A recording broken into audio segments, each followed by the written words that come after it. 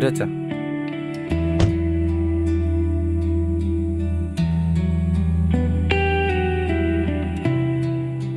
ഇരിക്കും.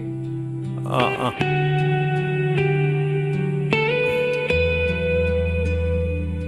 ഇതിപ്പോ വീട് വാങ്ങിയതാ, പക്ഷെ ഇടപാടൊന്നും കഴിഞ്ഞിട്ടില്ല. ഇതാരാ? ഇതെൻ്റെ സുഹൃത്താ, സുദേവ്. സാർ ജ്യൂസ് കുടിക്കും. ആ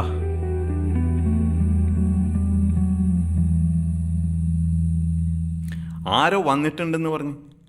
ആ, ചേച്ചിയാ. ചേച്ചി,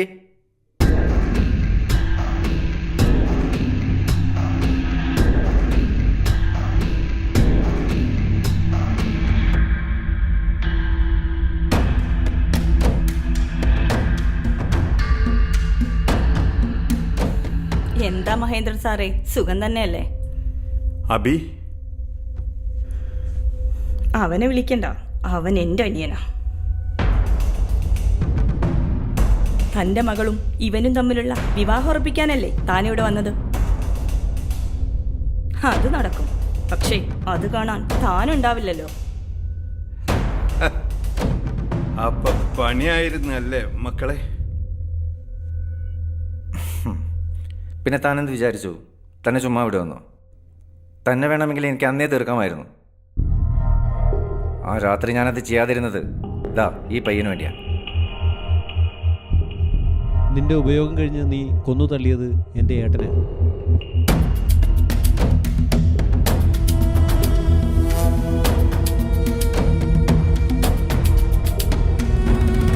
നിങ്ങളുടെ സ്വന്തം പ്രതാപനെയും തീർത്തത് ഈ ഞാനാണ്.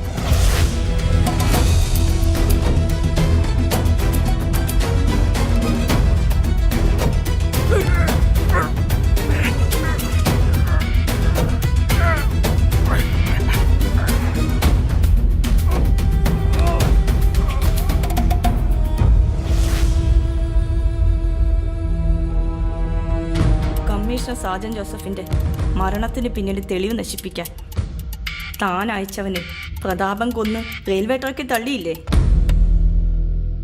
അതിനു പകരമായി അവനെയും ഞാൻ കൊന്നു തള്ളി. ഇപ്പോ താനും മരിക്കാൻ പോവാ. അതിനു വേണ്ട മരുന്ന് താൻ കുടിച്ചു കഴിഞ്ഞു.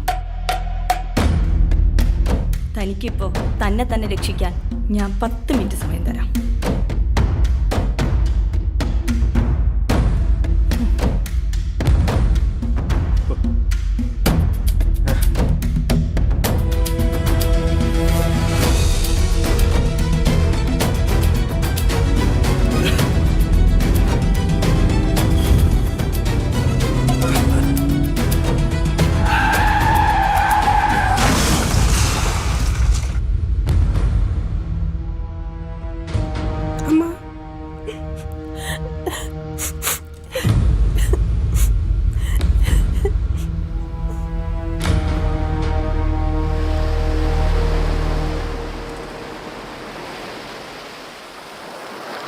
കഴിഞ്ഞതെല്ലാം ഒരു ദുസ്വപ്നമാണെന്ന് കരുതി സമാധാനിക്കാനല്ലാതെ നമുക്ക് എന്ത് ചെയ്യാൻ കഴിയും രശ്മി? B practical. അബിക്കറിയാഞ്ഞിട്ടാ, അച്ഛന് ഞാനെന്ന് വെച്ച ജീവനാ. കുറഞ്ഞ സമയം കൊണ്ട് അച്ഛൻ ധാരാളം ശത്രുക്കളെ സമ്പാദിച്ചിട്ടുണ്ട്. അതിന് ചിലപ്പോൾ പല കാരണങ്ങളും കാണും. പക്ഷേ അമ്മയുടെ ഇപ്പോഴത്തെ അവസ്ഥ കാണുമ്പോഴാണ്. അതെല്ലാം ശരിയാവും. എല്ലാം പെട്ടെന്നുണ്ടായ ഷോക്കിൻ്റെ ആവും. പ്രതാപേട്ടനെയും അച്ഛനെയും ആരൊക്കെയോ കരുതിക്കൂട്ടി ചെയ്തതാണെന്നാണ് അമ്മ പറയുന്നത്. ഇനിയിപ്പോൾ നമുക്കതിൻ്റെ പുറകെ പോകാൻ പറ്റുമോ? പോയാൽ തന്നെ എല്ലാ തെളിവുകളും അവർ നശിപ്പിച്ച് കാണും. നമ്മുടെ വിവാഹം അച്ഛൻ്റെ ആഗ്രഹമായിരുന്നു. അതിനെന്താ, അച്ഛൻ്റെ ആഗ്രഹം പോലെ തന്നെ എല്ലാം നടക്കും. നീയാണ് എനിക്കിപ്പോൾ എല്ലാം. നീ എന്നെ തനിച്ചാക്കി പോയാൽ? ഇല്ല, അങ്ങനെ എനിക്ക് പോകേണ്ടി വന്നാൽ ഒരിക്കൽ നിൻ്റെ മുന്നിൽ വരാൻ കഴിയാത്തിടത്തേക്ക് ഞാൻ പോയിരിക്കും. അബി,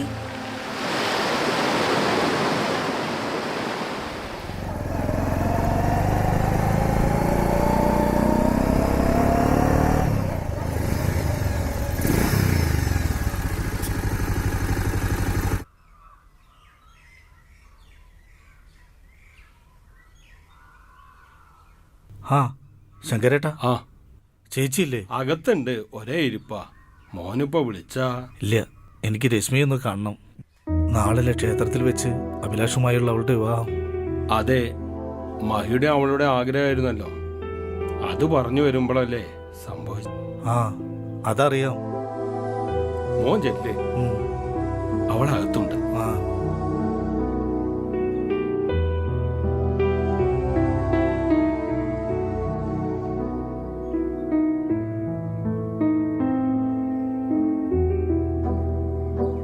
രശ്മി, ആ സന്ദീപേട്ടനോ? എന്താ? നാളെയല്ലേ വിവാഹം? ഞാൻ നിന്നെ ഒന്ന് കാണാൻ വന്ന. അന്ന് അപ്പോഴത്തെ ദേഷ്യത്തിന് ഞാൻ എന്തൊക്കെയോ പറഞ്ഞു. നീ അതൊന്നും മനസ്സിൽ വെക്കരുത്.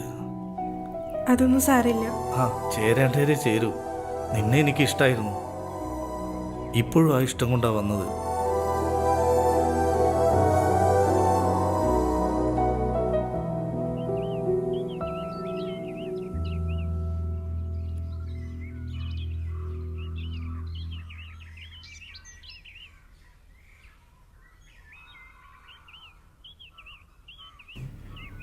എന്താടാ ബി, നീ ഇങ്ങനെ മൂഡ് ഓഫ് ആയിരിക്കുന്നേ?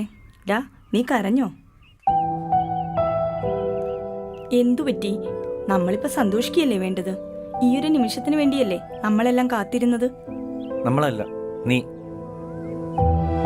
നിനക്കല്ലേ സന്തോഷം?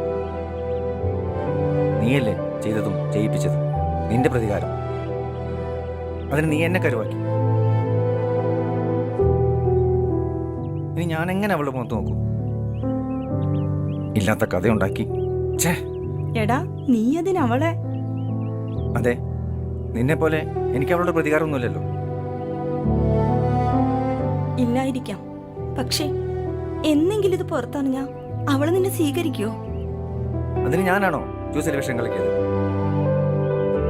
നീയല്ലേ? നിന്റെ ആവശ്യം കഴിഞ്ഞല്ലോ. പിന്നെ എന്റെ അച്ഛനെ കൊന്നവരെ ഞാൻ വെറുതെ വിടണമായിരുന്നോ? അതൊന്നും എനിക്കറിയില്ല. എനിക്ക് അവളെ വേണം. ഇന്നലെ അവളെ കണ്ടപ്പോൾ എല്ലാം തുറന്നു പറയാതിരുന്നത് നിന്നെ ഓർത്തിട്ടാ. അവളുടെ ഇപ്പോഴത്തെ അവസ്ഥയ്ക്ക് കാരണം ഞാനും കൂടിയാണ്. ഞാൻ അവളെ ഇഷ്ടപ്പെട്ടതും സ്നേഹിച്ചതും നിന്നോടുള്ള ഇഷ്ടക്കൂടുതലും ഉണ്ടായിരുന്നു. ഇപ്പം എനിക്ക് അവളെ... നീ പറഞ്ഞത് ശരിയാ. ഞാൻ എന്നെക്കുറിച്ച് മാത്രമേ ചിന്തിച്ചുള്ളൂ. നീ പറ, ഇനിയിപ്പോൾ ഞാൻ എന്താ ചെയ്യേണ്ടത്? ഞാൻ അതുപോലെ ചെയ്യാം. എല്ലാം ഏറ്റുപറഞ്ഞ് ജയിലിൽ പോവാനാണ് നീ പറയുന്നതെങ്കിൽ ഞാൻ പോവാം.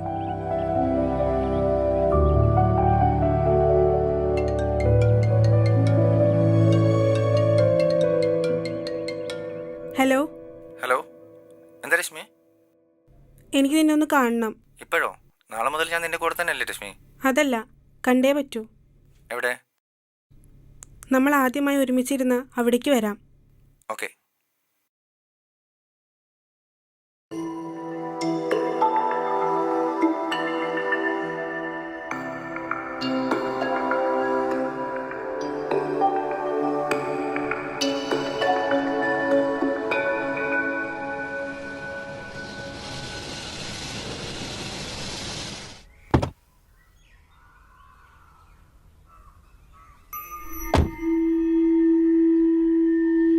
എന്താടോ ഇവിടെ? ഇവിടെയല്ലേ നമ്മൾ ആദ്യമായിട്ട് ഒത്തിരി സമയം ചെലവഴിച്ചത്? തനിക്കെന്താടോ വല്ലാത്തൊരു ടെൻഷൻ? അച്ഛനില്ല എന്നുള്ളതുകൊണ്ടാണോ? അതെ, എൻ്റെ അച്ഛനെ ഇല്ലാതാക്കിയത് ആരാണ്? അതൊരു ആക്സിഡന്റ് ആയിരുന്നല്ലോ രശ്മി. ആണോ? അപ്പൊ ഇതെന്താ?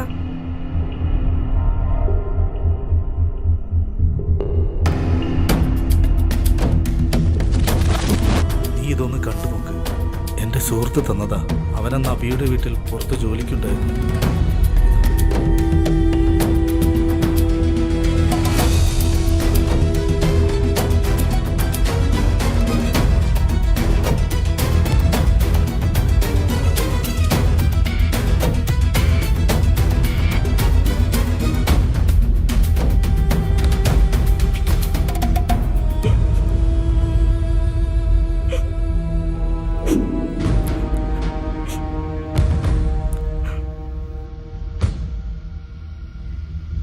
അപ്പോൾ നീ എല്ലാം അറിഞ്ഞു അല്ലേ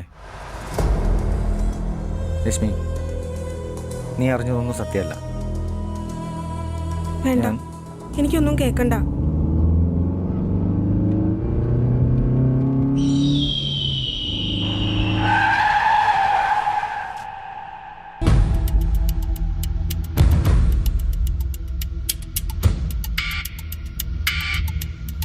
എന്താടാ ബി, ഒന്നും ആരും കണ്ടുപിടിക്കില്ല എന്ന് കരുതിയല്ലേ? ആ കഴിവേറി മോനെ, എല്ലാരെയും ഇല്ലാതാക്കിയിട്ട് മഹീന്ദ്രന്റെ കുടുംബത്തിൽ കയറി പൊറുക്കാമെന്ന് കരുതിയല്ലേ? ദാ, മോളെ, ആ തീർത്തേക്ക് ആ നായിന്റെ മോനെ. ലക്ഷ്മി വേണ്ട. പിന്നെ എൻ്റെ അച്ഛനെ കൊന്ന് നിന്റെ കൂടെ ഞാൻ ജീവിക്കണോ? കണക്കുകൾ തീർക്കാൻ ഇനി നിന്റെ പിറകെ ഒരാളും വരരുത്. ഞാൻ മഹീന്ദ്രന്റെ രക്തത്തിൽ പിറന്ന മകളാ.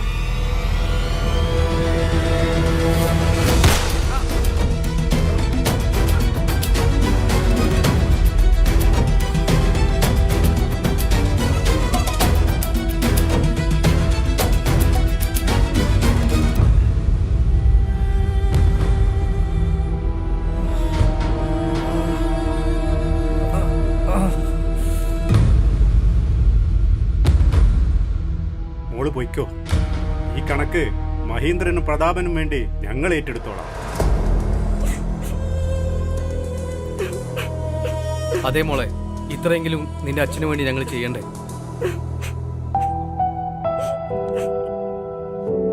ഇല്ല രശ്മി, അങ്ങനെ ഞാൻ പോകേണ്ടി വന്ന ഒരിക്കലും നിന്റെ മുന്നിൽ വരാൻ കഴിയാത്തിടത്തേക്ക്